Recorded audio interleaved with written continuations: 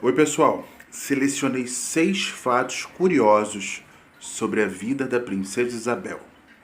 Solta a vinheta.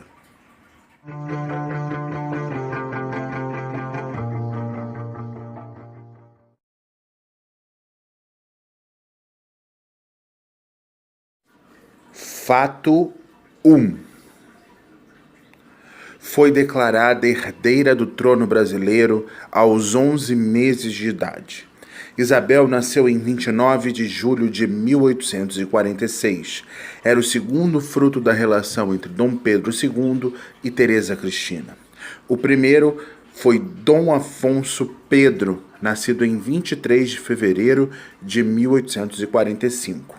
Entretanto, no dia 11 de julho de 1847, Dom Afonso, após uma sequência de convulsões, morreu com pouco mais de 2 anos de idade. Com a morte do irmão, Isabel passou a ser a herdeira presuntiva do trono imperial brasileiro, contando apenas com 11 meses de idade. Fato 2. Assumiu o poder como princesa regente em 3 ocasiões. Já no auge do seu reinado, a partir da década de 1870, Dom Pedro, quando se ausentava do Brasil, delegava à filha as funções de chefe de Estado. Por 3 vezes que o imperador esteve fora do Brasil, Isabel tornou-se princesa regente. Vejamos.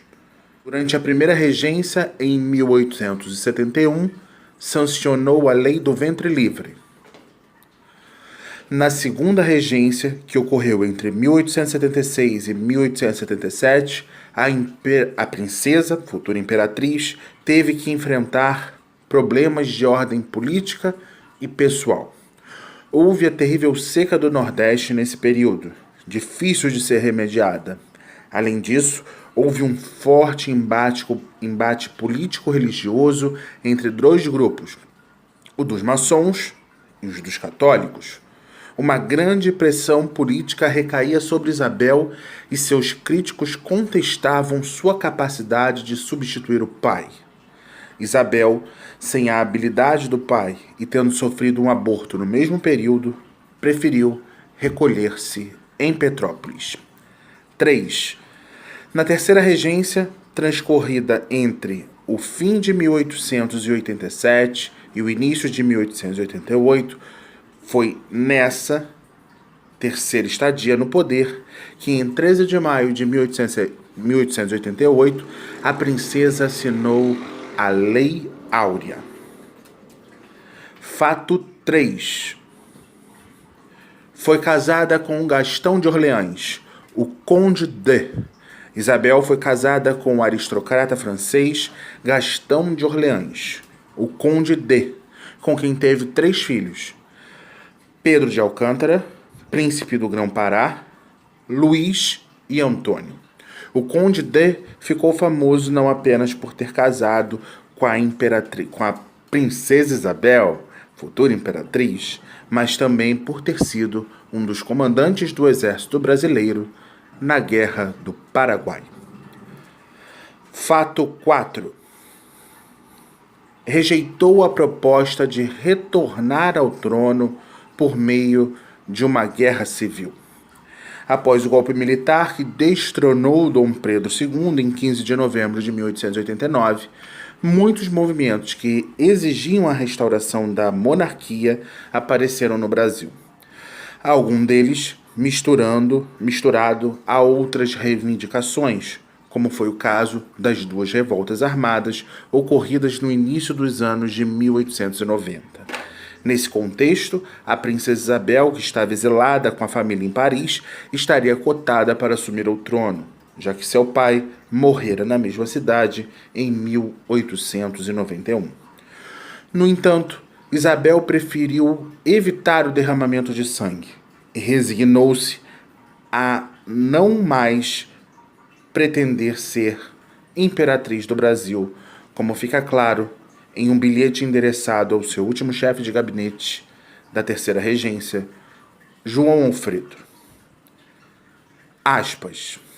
Meu pai, com seu prestígio, teria provavelmente recusado a guerra civil como um meio de retornar à pátria.